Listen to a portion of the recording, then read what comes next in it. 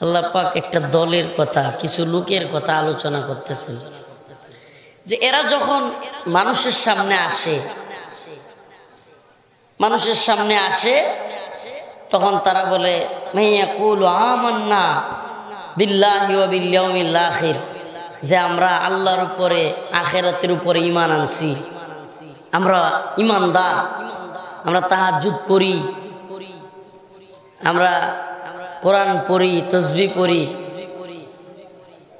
আল্লাহ পাক নিজে বলতেছেন এরা মানুষের সামনে কি বলে, মাইয়াকুলু আমান্না, আমান্না, আমি ঈমান আনছি, আমি ঈমানদার, আমি তাহাজ্জুদ করি, আমি মানুষ মারা যাক সেটা চাই না, এজন্য ভারতে পালাই আসছি। এই রেকর্ড একটা ভাইরাল হয়েছে, শুনেন নাই? কত বড় নির্লজ্জ! আপনি একটা বিষয় কল্পনা করতে পারেন, মানে মিথ্যার পিএইচডি করলেও আমার মনে হয় এইভাবে মিথ্যা বলতে পারবেন। আপনি বুঝেন কতগুলো লোক আস্তে আস্তে আয়নাঘর থেকে বের হয়ে আসছে। আয়নাঘর এটা কি চারটেখানি কথা?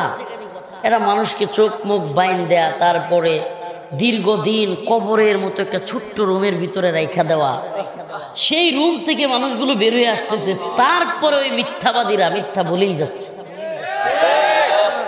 আচ্ছা আমারে বলেন, কোনো ব্যক্তি নিজের ভাই বোন, ছোট্ট বাচ্চা, স্ত্রী, মা বাবা সবারে ফেলে রেখে 8 বছর ইচ্ছা করে পলায় থাকবো? হ্যাঁ, আমার আজমি গোলাম আজমের সন্তান, সে এমন ব্যক্তি যে সেনা প্রধান হওয়ার সম্ভাবনা ছিল, বাংলাদেশের সেনা প্রধান হওয়ার মতো যোগ্যতা তার আছে, সিরিয়ালে ছিল। তো সেই ব্যক্তি কি 8 বছর নিজের জীবনে লুকায় থাকবে? তাইলে এই লোকটারে কনফার্ম গুম করা হয়েছিল। তারপরে ওই মিথ্যুকদের দল, আপনি ওইটা বলতেছেন, শত শত ছোট্ট ছোট্ট ছেলেদেরকে, ভার্সিটিতে পড়া ছেলে, কি আর বয়স আমাকে বলেন, এরা কি বৃদ্ধ হয়ে গেছে? অনেকে তো আবেগী। আমি একটা কথা ওই দিন আমার এক মামার সাথে বলতেছিলাম, এদের কেউ কি কয়েক বছর জেল কাটছে, রিমান্ড কাটছে? এরা কেউ রিমান্ডে গেলে, জেলে গেলে, দীর্ঘদিন থাকলে এরাই আন্দোলন করতে পারতো না, অনেকেই পারতো না। তো যাই হোক, হয়তো পারতো, আল্লাহ পাক তাদেরকে কবুল করছে। এই ছেলেগুলোরে পাখির মতো গুলি করে হাসিনা সরকার মারে নাই? তারপরে ওই মিথ্যাবাদী ইন্ডিয়া থেকে কল করে একজনরে বলতেছে কি না, যদি মানুষ মারা যাবে এই জন্য আমি চলে আসছি।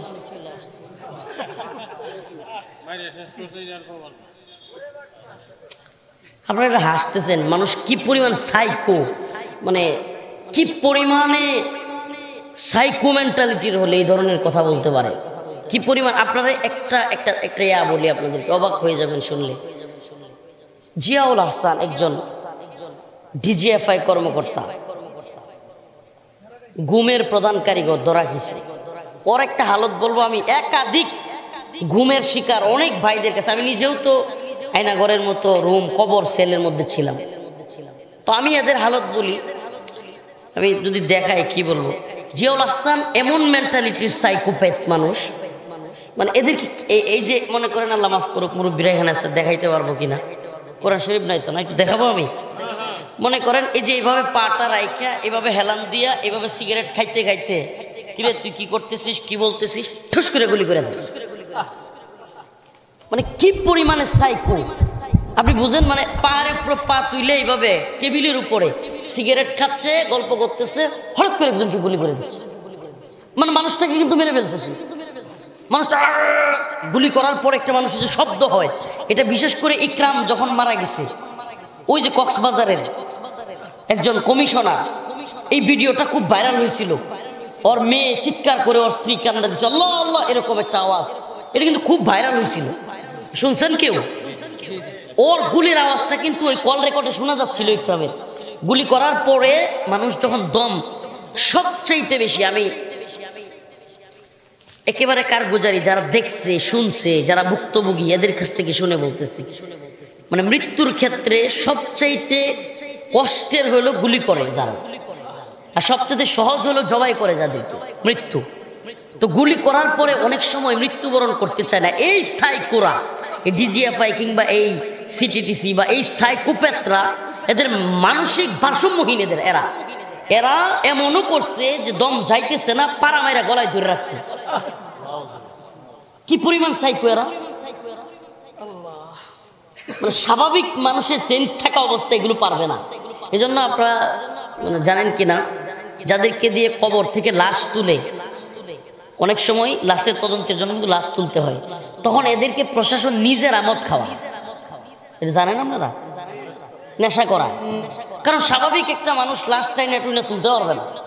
মানে এই জন্য সাইকো, মানে মেন্টালি এক ধরনের চেঞ্জ হওয়ার দরকার আছে। আপনি বলেন যেই মানুষগুলো গল্প করতে করতে হাসতে হাসতে গুলি করে দিচ্ছে, এটা মানুষ তার সামনে করে গ্যাগ গ্যাগ করে চলে যাচ্ছে, এরপরে যখন মৃত্যু দেরি হচ্ছে, মানে আওয়াজ হচ্ছে, এই জন্য পা দিয়া গলায় চাপ দিয়ে ধরে রাখতেছে, এদেরকে আপনি কি বলবেন? ভাষা নাই বলা। মেন্টালি এরা সিক, সাইকো, মানে এদের মানসিক বেকারগ্রস্ত হয়ে গেছে। মানে সাধারণভাবে একটা মানুষের আল্লাহ পাক যে মানবতা, আল্লাহ পাক ফিতরা যেটাকে বলে, অন্তর থেকে মানুষের প্রতি মানুষের দরদ, ভালোবাসা, দেখবেন অন্য মানুষ কানলেও নিজের কান্দায়া পড়ে। একজন আরেক বাড়িতে মারা গেছে, তার পরিবারের কেউ কাঁদতেছে, আমার অনেক সময় কান্না এসে বলে। এদের ওইটা নাই, শেষ, ওই জায়গাটা ওরা মাইরে ফেলছে। হাসিনা ওই জায়গাটা মেরে ফেলছে, তার ওই জায়গাটা ভিতর থেকে, ওই জায়গাটা। এই মহিলা মানে পৃথিবীর ইতিহাসে আমার যেটা মনে হয় যে পৃথিবীর ইতিহাসে যদি শ্রেষ্ঠ অভিনেত্রী থাকে, মানে অভিনয়ের জন্য, মানে মানুষকে দেখানোর জন্য কান্না, এই মহিলা ফার্স্ট হবে। কান্নার জন্য বা লৌকিকতার জন্য যদি নোবেল দেওয়া হইতো, ওরে দেওয়া দরকার ছিল। ভাই, শত শত মানুষকে গুম করে হয়েছে, খুন করা হয়েছে, তাদের দয়া মায়া নাই। ওই কখন কোন দল কারে পুইরা মারছিল, 2-4টারে ঠুকায় আইনা, কারে কে গ্রেনেড মারছিল, একটু পুইরা গেছে। যখনই তাই সে যাদেরকে গুম করছে তাদের বিষয়গুলো আসতো, যাদেরকে সে খুন করছে, গুম করছে, তাদের আত্মীয় স্বজনরা আন্দোলন করতে চাইতো, তখনই আর কয়েকটারে আইনা হাজির করতো। সে হাজির কইরা সেগুলো নিয়ে টিস্যু দিয়ে মুখ মুছত, কাঁদতো। দেখছেন এগুলো? মানে আমি এই কথাগুলো বলতাম না, বলতেছি এই জন্য ভাই, আল্লাহ কোরআনে বলে দিয়েছেন অনেক আগে, ওয়ামিনান নাস মান ইয়াকুলু আমান্না বিল্লাহি ওয়া বিল ইয়াউমিল আখির ওয়া মা হুম বিমুমিনিন।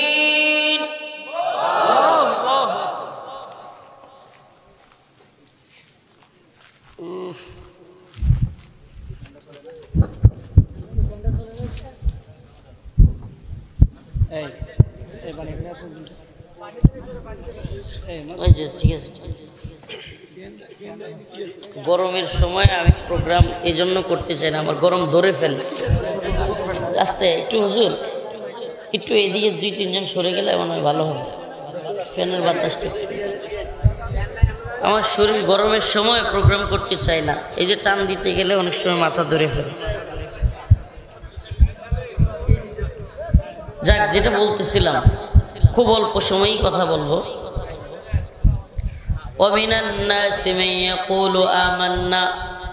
এরা মানুষের সামনে গিয়ে বলে আমি ইমানদার, আমি তাহাজ্জুদ পড়ি। গল্প শুনেন নাই?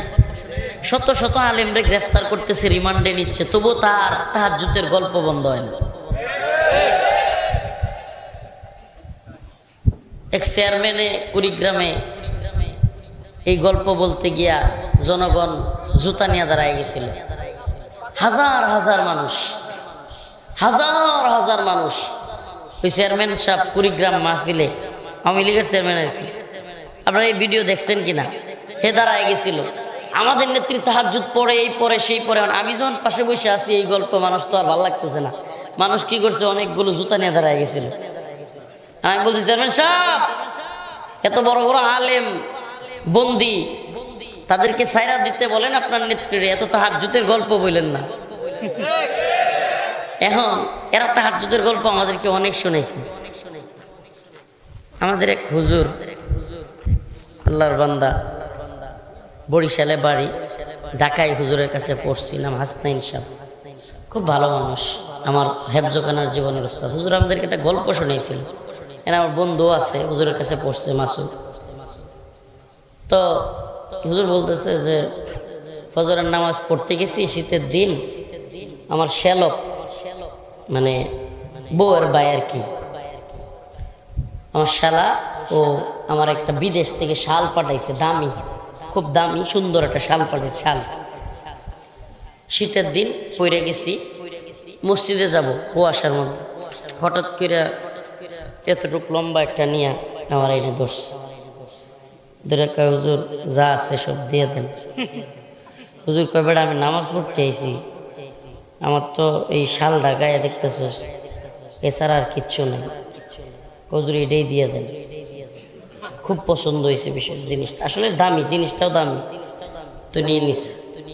কারণ হুজুর স্বাভাবিকভাবেই শালা শ্বশুর বাড়ির থেকে একটা জিনিস দিলে এটা তো একটা বিষয় আছে, বুঝেন নাই? তো এখন এই জিনিসটা নিয়ে গেছে, হুজুরের মনটা একটু খারাপ হয়েছে। কারণ হুজুরে চলে যাবে, হুজুর তো দিয়ে দিছে, এখন চলে যাবে। আবার আইসে, কয় হুজুর আপনার মুখ কালা কে? হুজুর কয় কি করবো? কয় হাসি দেন।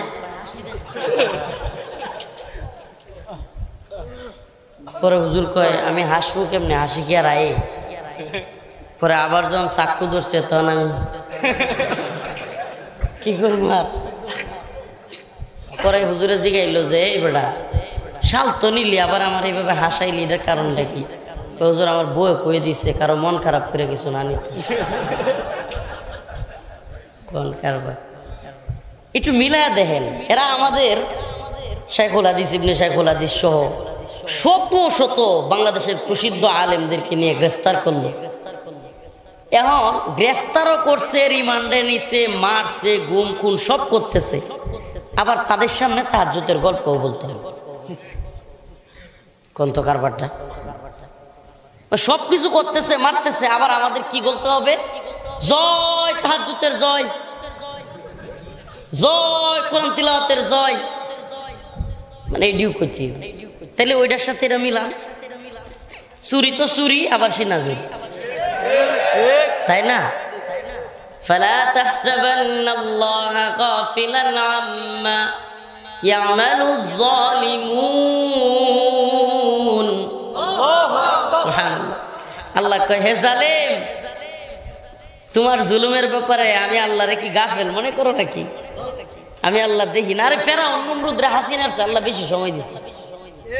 আপনি এটা জানেন না? আপনারা সবাই অনেক হতাশ হয়ে গেছিলেন। আরে অনেকের মনে এমন ছিল যে এটা কি চেঞ্জ হওয়া সম্ভব? অসম্ভব। আল্লাহ মাফ করুন। কিন্তু আল্লাহর কাছে কি হ্যাঁ কোনো পাওয়ার আছে? আচ্ছা, একজন মানুষ বাথরুমের সিটকারি যদি পিছন থেকে লাগাইয়া দেওয়া হয় বাহির থেকে, ও তো বাথরুমে ছিললেই মারা যাবে। এই তো মানুষের পাওয়ার। কি কন? আমার কথা বুঝতেছেন?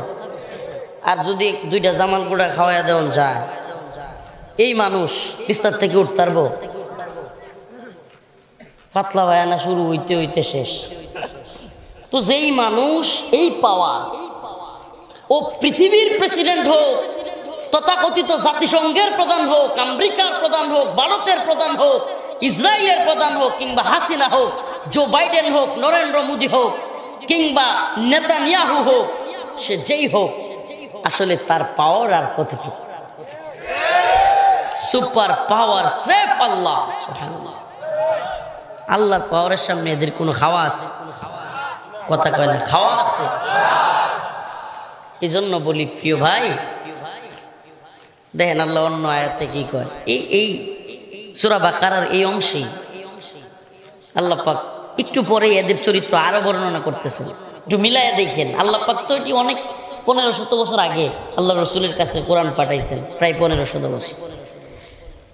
ওয়াইদা কিলা লাহুম লা তুফসিদু ফিল আরদ, আল্লাহ যখন বলতেছে যে যখন তাদেরকে বলা হয় লা তুফসিদু ফিল আরদ, তোমরা জমিনে ফাসাদ তৈরি করো না, জমিনের মধ্যে বিশৃঙ্খলা করো না। যখন এটা তাদেরকে বলা হয়, এই দলের লোকেরা যারা তাহাজ্জুদের গল্প, আমরা ইমানদার এই গল্প বলে, আল্লাহ কইতেছে, তখন এরা কয় ক্বালু ইন্নামা নাহনু মুসলিহুন, আরে আমরা তো সবচেয়ে বড় শান্তি সমাবেশকারী। মিলাইতেছেন শান্তি সমাবেশ, আরে আদে আর কি বলে আমাদেরকে, ওয়াইদা কিলা লাহুম লা তুফসিদু ফিল আরদ, তোমরা জমিনে ফিতনা সৃষ্টি করো না, ফাসাদ বিশৃঙ্খলা সৃষ্টি করো না, মারামারির পরিস্থিতি সৃষ্টি করো না। খারা কয় ইন্নামা নাহনু মুসলিহুন, আমরা সবচেয়ে বড় শান্তি সমাবেশকারী। কে দেখেন না, আমরা রাডি, রড, বাঁশ, হেলমেট, বন্দুক, এই তরবারি, এটা নিয়ে আমরা শান্তি সমাবেশ করি, দেন না? এরা সবচেয়ে বড় শান্তি সমাবেশকারী। কি লয়ে শান্তি সমাবেশ করে?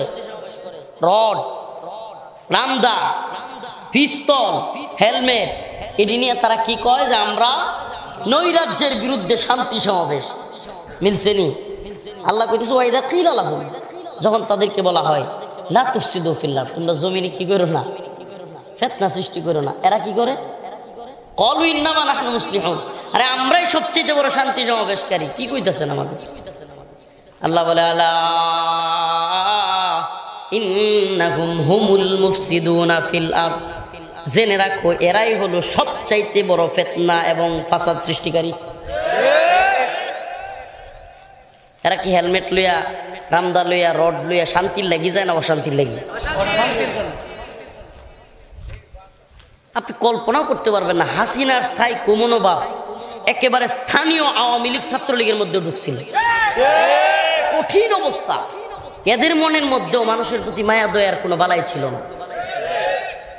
এখন সব তো ঠিক, খুব ভালো লাগতেছে, মাশাআল্লাহ। কিন্তু একটা কথা আমি প্রায় প্রোগ্রামে বলতেছি, আবারও বলি, নতুন করে কেউ যেন জালেম তৈরি না হয়, এটা খুব সাবধান। এদের কাজগুলো দিয়ে আল্লাহ শিক্ষা দেয়, শিক্ষা যদি তুমি না দাও লাত্তি তুমিও খাবে। এটা খুব কঠিন বিষয়, আল্লাহ পাক শিক্ষা দেন মানুষকে। আপনি কল্পনা করতে পারবেন 15 দিন আগে কেউ মাথায় ন্যূনতম চিন্তাও করছে হাসিনা এইভাবে পালাইব? এ কইতেছে হুজুর কইছে একদিন আগে, বাস্তব কল্পনাও করছেন? এটা কে জানতো? সুবহানাল্লাহ, আল্লাহ তো জানে। আমি 15 দিন দিব না 15 বছর দিব, আসলে আমার যেটা মনে হয় যে আমরাই পরিবর্তন হই নাই। ইন্নাল্লাহা লা ইউগাইয়িরু মা বিকাউমিন হাত্তা ইউগাইয়িরু মা বিআনফুসিহিম, আল্লাহ বলছে যে জাতি যতক্ষণ নিজেরা পরিবর্তন না হয় আল্লাহ ততক্ষণ তাদেরকে পরিবর্তন দেন না। তা আমার মনে হয়েছে যে আল্লাহ আমরা পরিবর্তন হয়েছি, মাইত্যার খায়া কিছুটা, মানে আপনি কল্পনা করতে পারবেন? আপনি হাসিনার পতন বাদ দেন, আপনি কি বাংলাদেশের ইতিহাস দেখছেন এইভাবে বুক পাইতে দেওয়া? ছোটো ছোটো পোলাপান গিয়া পুলিশে ঘুষি মারতেছে, আপনি দেখছেন জীবনে? এটা অনেকটা ফিলিস্তিনের কাহিনী হয়ে গেছে। সুবহানাল্লাহ, ফিলিস্তিনে যেমন ইসরায়েলিরা গুলি করতে আসলে ছোট ছোট বাচ্চারা পাথর নিয়ে দৌড়ায়, মারবে কিনা ওর ভয় নাই। বাংলাদেশে এই হালত হয়ে গেছে। ওয়াল্লাহি আমি এই উম্মার জাগরণ নিয়ে স্বপ্ন দেখি, আমি হাসিনার পরিবর্তন নিয়ে স্বপ্ন দেখি না।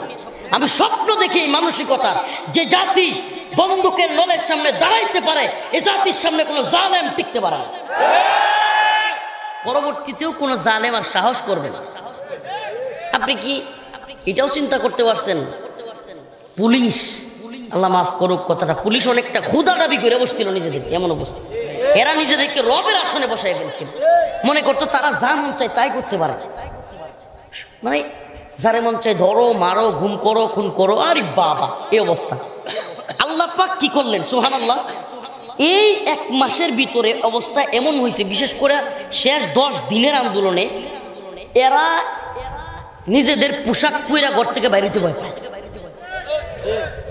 সুবহানাল্লাহ, একটা সশস্ত্র একটা প্রশাসনিক পাওয়ারকে থানায়, নিজেদের নিরাপত্তা নাই, থানায় দৌড়ে দৌড়ে থানায় মেরে ফেলতেছে।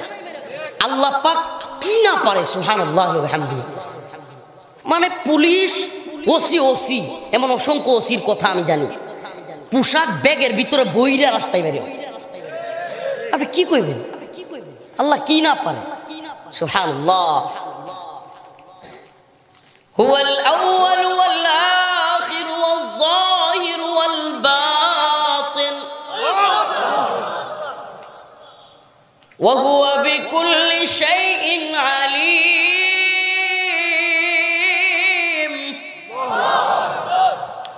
قل اللهم مالك الملك تؤتي الملك من تشاء وتنزع الملك ممن تشاء وتعز من تشاء وتذل من تشاء بيدك الخير إنك على كل شيء قدير تبارك الذي بيده الملك وهو على كل شيء قدير سبحان الله لا إله إلا هو الحي القيوم سبحان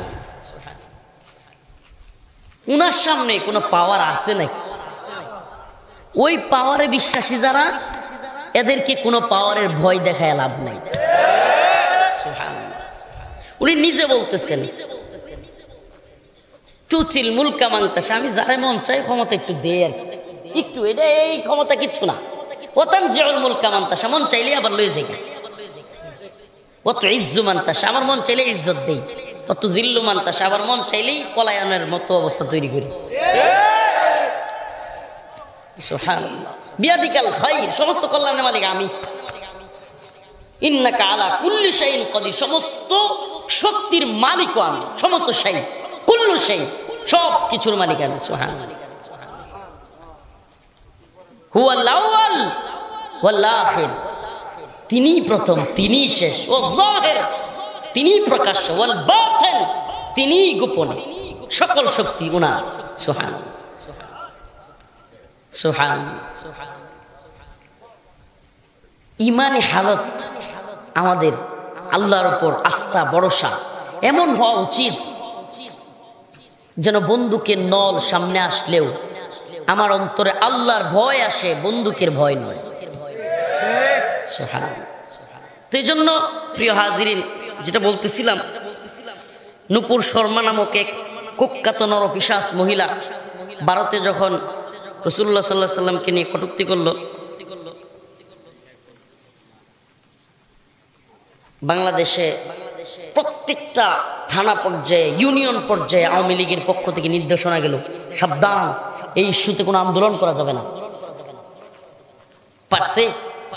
বাংলাদেশে একটা থানা দেখাইতে পারবেন যে নূপুর শর্মা ইস্যুতে কোন থানার ইউনিট আওয়ামী লীগ প্রতিবাদ করাইছে, প্রতিবাদ জানাইছে? তাইলে কি বোঝা যায় যে দলের ধর্মই তার ধর্ম, নেতার ধর্মই তার ধর্ম, নেত্রীর ধর্মই তার নিজস্ব কোনো ইমানই নাই। আস্তাগফিরুল্লাহ। আপনি বুঝতেছেন? ইমান কুফরের মাসআলা। প্রশ্নটা ইমানের, প্রশ্নটা রাসূলের। আমার রাসূলকে কটূক্তি করেছে, যেখানে রাসূল নিজে বলতেছেন মান সাব্বা নাবিয়্যান ফাকতুলু, মান সাব্বা নাবিয়্যান ফাকতুলু, যে আমার রাসূলকে গালি দিবে তার শাস্তি আর কিচ্ছু নাই, একটাই শাস্তি, কল্লা থেকে মাথা আলাদা করে দিতে হবে। সুবহানাল্লাহ। এই ক্ষেত্রে হানাফি, শাফিঈ, মালিকি, হাম্বলি, বেরলভী, অমুক তমুক কি কয়, সব একমত। সমস্ত মুহাদ্দিসিনে কেরাম, সমস্ত ইমাম একমত, রাসূলকে গালি দিলে তার শাস্তি কি? ওয়াজিবুল কতল। এই ব্যাপারে সবাই একমত। একটু ইখতিলাফ যেখানে আছে, কেউ কেউ বলেন, সুবহানাল্লাহ, ইমামদের কেউ কেউ বলেন তার তওবাও কবুল করা হবে না, তাকে মৃত্যুদণ্ড দেওয়া হবে। আল্লাহ তওবা কবুল করলে তারা আখিরাতে মাফ করবেন, দুনিয়ায় মাফ করবেন। হাই, কি কঠিন কথা। এই ইস্যুতেও ছাত্রলীগ, আওয়ামী লীগ দলীয় ব্যানার থেকে সে কি পারবে? পারছে? পারে নাই। কিন্তু দেখেন, যখনই ফিলিস্তিন ইস্যু আসলো, যখনই ফিলিস্তিন ইস্যু আসলো, উড়ে বাবা রে বাবা, ছাত্রলীগ ঢাকা শহরে বিরাট বড় আন্দোলন ইসরায়েলের বিরুদ্ধে। আপনারা কি মনে করছেন এটা কি মুসলমানদের প্রতি ভালোবাসা? আরে না, একটা সূক্ষ্ম রাজনীতি আপনাদেরকে বলে যাই। ইসরায়েল ফিলিস্তিনে হামলা করেছে, ইসরায়েলের কার বিরোধিতা করবে? আমেরিকার। আমেরিকার। প্রিয় হাজিরিন, এখন আমি প্রশ্ন করতে চাই, ভারত ইস্যুতে আওয়ামী লীগ ইমানের দাবিতে কথা বলেনি, ছাত্রলীগ কথা বলেনি। দলের ধর্ম তার ধর্ম হয়ে গেছে, দলের ইমান তার ইমান হয়ে গিয়েছে, নেতার ইমান নেত্রীর ইমান তার ইমান হয়ে গিয়েছে। আমার প্রশ্ন তোমাদের কাছে, সামনে যদি সাপের মাথা হলো আমেরিকা, বিশ্বের সবচেয়ে ইসলামের বড় শত্রু, ভয়ঙ্কর শত্রু হলো আমেরিকা। আমেরিকা ইস্যু যদি সামনে আসে ইসলামের প্রশ্নে, বাংলাদেশে আলেমরা ডাক দেয়, বিএনপির ভাইরা পারবেন না আমেরিকার বিরোধিতা করতে? কথা একটু বুঝা কইেন। কিন্তু দলীয় ব্যানার থেকে দলীয় নেতারা, দলীয় নেতা নেত্রীরা জীবনেও আপনাকে করতে দিবে না। এটা রাজনীতি যারা বুঝে না হুজুকে বলবে। আপনি আপনার জায়গা থেকে আলহামদুলিল্লাহ যে ঠিক আছে দল না করুক আমি যাবো, ওইটা ভিন্ন বিষয়। দলীয় ব্যানার থেকে হবে কিনা কঠিন, এটা খুব কঠিন রাজনীতি যারা করে। এই জন্য আমি বলি ভাই, ইমানের জায়গায় ক্লিয়ার থাকবেন। এই সমস্ত রাজনীতিতে জড়াচ্ছেন, ইমানটাকে বাঁচাইতে পারবেন কিনা এটা বুঝে নিয়ে। দলের ধর্ম যেন আপনার ধর্ম না হয়, দলের ইমান যেন আপনার ইমান না হয়, আপনার ইমান যেন আল্লাহর উপরে হয়, দলের উপরে না। কথা কি কঠিন হয়ে যাচ্ছে নাকি? আল হাক্কু মুরুন, সত্য কথা একটু তিতা হয়, আর আমি একটু তিতা বেশি করি। কিন্তু এটা মনে রাখবেন, তিতা কিন্তু গ্যাস্ট্রিকের জন্য ভালো, পেট ক্লিয়ার করবে, আপনার ইমান ক্লিয়ার করবে ইনশাআল্লাহ। আপনার ইমান ক্লিয়ার করবে। তাগুত কি, ইমান কি, কুফর কি, লা ইলাহা ইল্লাল্লাহ মানে কি, এটা বুঝতে আপনাকে সাহায্য করবে। লা ইলাহা, আল্লাহ আগে নিজেকে মানার আগে কালিমার মধ্যে প্রথমে বলতেছেন আগে অস্বীকার করো যে আমি ছাড়া কেউ মাবুদ নাই। এই মাবুদ মানে কি? আমার আল্লাহর কথার বিরুদ্ধে আমার ভাইয়ের কথা গেছে, আমার ভাইয়ের কথা যদি আমি মানি আল্লাহর কথার বিরুদ্ধে, আমি আমার ভাইকে মাবুদ বানাইছি। আমার বাবার কথা আল্লাহর বিরুদ্ধে গিয়েছে, আল্লাহরটা না মাইনা বাবারটা মানলে বাবাকে আমি রব মানাইছি। আমার নেতার কথা আমার আল্লাহর বিরুদ্ধে গেছে, আমার আল্লাহরটা না মাইনা নেতারটা মানছি, নেতারে কি বানাইছি? হ্যাঁ, আমার আল্লাহর কথা আমার দলের বিরুদ্ধে গেছে, কোরআনের কথা আর আমার দলের কথার মধ্যে পার্থক্য হয়ে গেছে। দলের কথা আল্লাহর কথার সাথে মিলতেছে না, আল্লাহর কথার বিরুদ্ধে চলে গেছে। এখন দলের কথা মানলে দলকে আমি কি বানাইলাম? আমি কি বুঝাইতে পারতেছিলাম? আরে ভাই, আল্লাহর কথা বাদ দিয়া যদি আপনি গায়রুল্লাহর কথা মানেন, তাহলে গায়রুল্লাহকে আপনি আল্লাহর স্থানে বসালেন কিনা? তাহলে আপনার ঈমান থাকলো? এই জন্য তো বলছিলাম আর কি, যে ইসলামের বিরুদ্ধে গেলে মানি না, কিন্তু মাঝখানে শব্দটা একটু করা হয়ে গেছিল।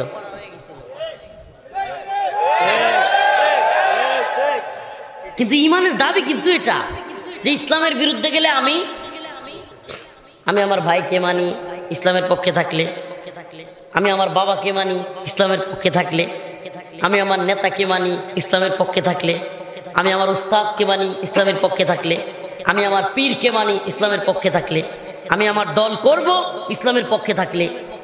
কিন্তু এটার উল্টা হলে, ইসলামের বিরুদ্ধে আল্লাহর বিরুদ্ধে অবস্থান নিয়ে গেলে, তখনও যদি বলেন আমি আপনারে মানি, তাইলে ওরে মানলেন আল্লাহরে বাদ দিয়া, তার মানে আপনার ঈমান চলে গেছে। কারণ আপনি ঈমান আনছেন আল্লাহর উপরে না আপনার দলের উপরে, আপনি ঈমান আনছেন আল্লাহর উপরে না আপনার নেতার উপরে। ঈমান থাকে মিয়া। আল্লাহ পাক আমাদের সবাইকে খাঁটি ঈমানদার হওয়ার তৌফিক দান করুক। মাঝে মাঝে মাথায় চিলিক দিতেছে, খুব ব্যথা করতেছে, গরমের দিন প্রোগ্রাম করা খুব মুশকিল, তবু করতে হয় মানুষের চাপাচাপিতে। আপনারা আমার জন্য দোয়া করবেন। আরেকটা আখির একটা কথা বলে যাই, এই কাঠ যে ডইলা ডইলা সুজা করে, এটা কি কর আমরা নেত্রকোনায় তো রান্দা কয়, রান্দা আতুর বাড়াল রান্দা, এই তো রান্দা চিনুননি। এক লোক নিয়ত করছে খুব সুন্দর একটা আলিশান চেয়ার বানাইবো। কি বানাবে? আলিশান একটা চেয়ার বানাবে নিয়ত করছে। একেবারে বাছাই কইরা কয়েক এলাকা খুঁজে একটা মিস্ত্রি নিয়ে আসছে। মিস্ত্রি অনেক চেষ্টা করছে, ভালো চেয়ার বানাইতে পারতেছে না, সমানই হয় না। যে বেটা চেয়ারটা বানাইবো আশা কইরা দিছে ধমক, মিয়া এত বাছাই করে মিস্ত্রি আনলাম, চেয়ারই বানাইতে পারেন না, যান। হ্যাঁ বাদ দিছে। আরো দূর থেকে গিয়ে মনে করে শহর থেকে গিয়ে নিয়ে আসছে, ভাই আমার একটা ভালো চেয়ার বানিয়ে দিবেন, আমার খুব শখ। ওই লোক আয়া রান্দা দিয়া করছে, চেষ্টা করছে, পারে না। এই লোকেরও ধমক দিচ্ছে, ধর মিয়া দূরের শহর থেকে আপনারা নিয়ে আসলাম, আপনি একটা চেয়ারই বানাইতে পারেন না সুন্দর করে। এবার দেশের বাহির থেকে নিয়ে আসছে একজন, নিয়ে আসা মনে করেন নোবেল বিজয়ী করে লিয়ে আসছে। এখন চেষ্টা করতেছে সুন্দর একটা চেয়ার বানানোর জন্য, এক করার জন্য, কিন্তু হয় না। কি হয় না? রান্দা যতই ডলে চেয়ার সমান হয় না। হঠাৎ করে এক বিচক্ষণ লোক রান্দাটা এইভাবে উল্টাইছে, উল্টা সাইডটা উল্টায় দেহে এটাই তো সমান না। হায় হায়, এটা দিয়ে কেমনি সমান হইব, সুজা হইব, সুন্দর হইব? মুসলমান একটু বুঝবার চেষ্টা করেন।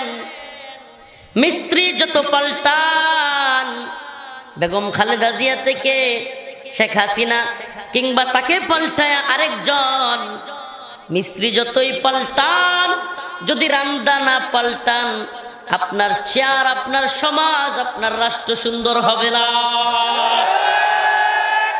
মিস্ত্রি পাল্টাবে লাভ নেই, রান্দাই তো সুন্দর না। রান্দা বুঝেন? এই সিস্টেম, রান্দা হলো এই সিস্টেম, এই তথাকথিত ডেমোক্রেসির, এই তথাকথিত এই গণতন্ত্রের সিস্টেমটাই আপনি বুঝতেছেন। একজন শাইখুল হাদিস সাহেবের ভোট আর একজন সুরের ভোট সমান, এটাই তো একটা বড় বৈষম্য।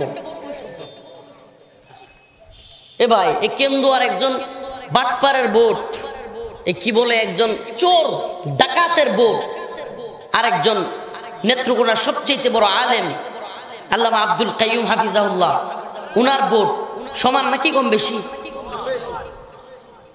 সমান। এই দেখ গণতন্ত্র কি কয়, হুজুরে ভোট দিলে মনে হয় দুইটা হয়ে যাবো গা, না সমান? চিন্তা করছেন কখনো এইভাবে ভাবছেন? তাইলে তো একটা সমাজে যদি গাঞ্জাখোর বেশি হয়, সব গাঞ্জাখোরে মিললে এক গাঞ্জাখোরে নেতা বানায় বই থাকবে।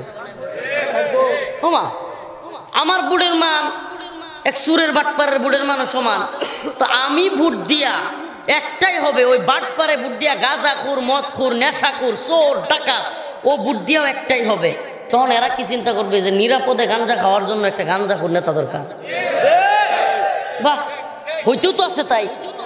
আমাদের সমাজে সবচেয়ে বিজ্ঞ, সবচেয়ে তাকওয়াবান, সবচেয়ে মুত্তাকি মানুষটা মনে হয় নেতা। ভাই, এই রান্দাটা চেঞ্জ করতে হবে। এই তন্ত্রমন্ত্রের পথে ন্যায়, সাম্য, ইনসাফ কায়েম হতে পারে না। এই রান্দাটা চেঞ্জ করে কোরআন আনতে হবে। সুবহানাল্লাহ। কি আনতে হবে? কোরআন সুন্নাহ অনুযায়ী রাষ্ট্র ব্যবস্থা ব্যতীত আব্রাহাম লিঙ্কনের প্রণীত, জর্জ রসু আনিত এই গণতন্ত্র দিয়া কখনো দিন প্রতিষ্ঠিত হয়নি।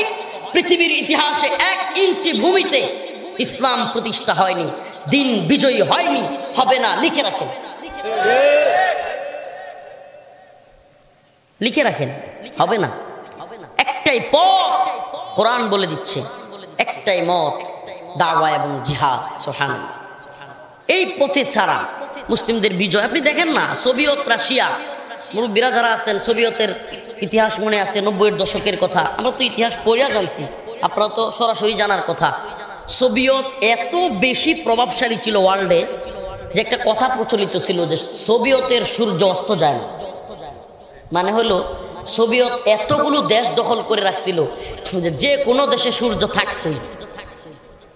পৃথিবীর কোনো না কোনো জায়গায় কিন্তু এখন দিন, এটা জানেন?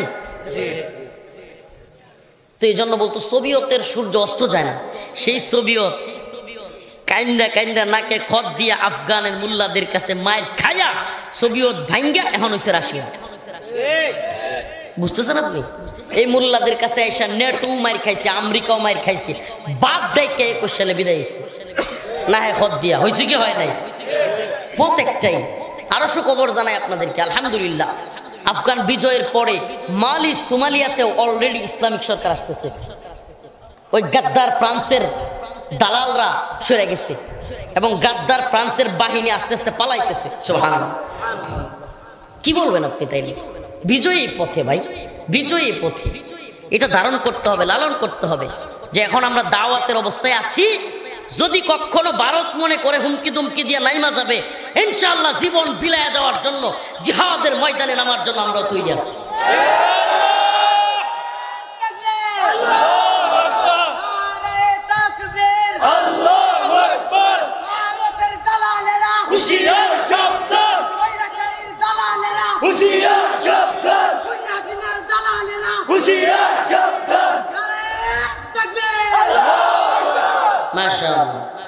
তো বাস্তবেই আমাদের এই ব্যাপারে খুব সাবধান থাকতে হবে, খুব সাবধান থাকতে হবে। ভারত এই উপমহাদেশের মুসলিমদের প্রধান শত্রু।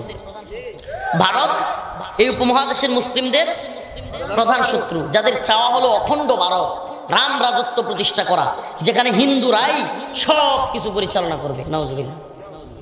আমরাও কই অখণ্ড ভারত, আমরাও চাই। তো রাসূলই বলে গেছে, ইসাবাতান মিন উম্মতি আহরাজাহুমুল্লাহু মিনান নার, ইসাবাতুন তাগজুল হিন্দ ওয়া ইসাবাতু মা ঈসা ইবনে মারইয়াম। আল্লাহ রাসূলই বলে গেছে তোদের সাথে একটা যুদ্ধ আমাদের হবে। এবং রাসূল এটাও বলে গেছে, সুবহানাল্লাহ, এত লাফালাফি করো না। রাসূল বলে গিয়েছে মুসলিমরা প্রথম দিকে অনেক আঘাতপ্রাপ্ত হবে, কিন্তু দিন শেষে মুসলিমরা এমন বিজয়ী হবে, হিন্দুস্তানের লাল কেল্লায় আবারও পথ করে কালেমার পতাকা উড়বে। শুধু উড়বেই না, হিন্দুস্তানের বড় বড় নেতাদের মস্তকে ধরে টেনে হিচড়ে